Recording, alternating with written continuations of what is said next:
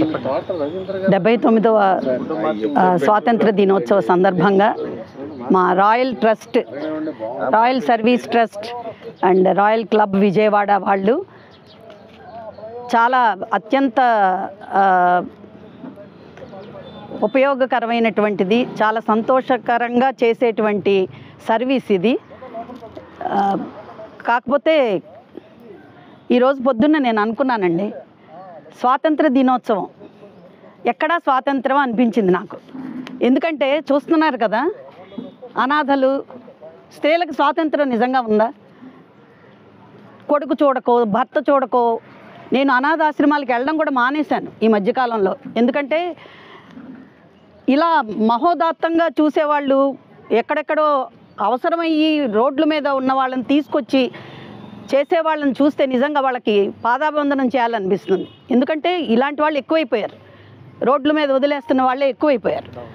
అందువల్ల నేను ఇంకొకటి కూడా ఇక్కడ చెప్పదలిచింది ఏంటంటే, ఇలాంటి వ్యక్తులకి ఎంత మనకి కుదిరితే అంత ట్రస్టుల తరపున కానీ మా రాయల్ క్లబ్ తరపున కానీ ఎంత ఆర్థిక సహాయం చేయగలిగితే అంత మేము చేస్తామని చెప్పి నా వంతుగా నేను ఖచ్చితంగా చేస్తాను.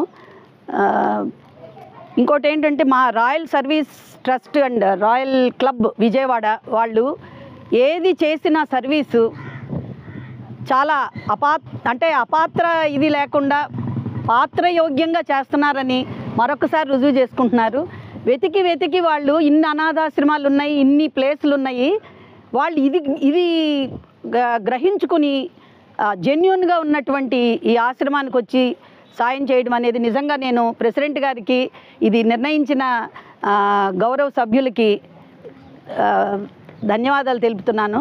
నేను royal service trust, royal club service కోఆర్డినేటర్ని.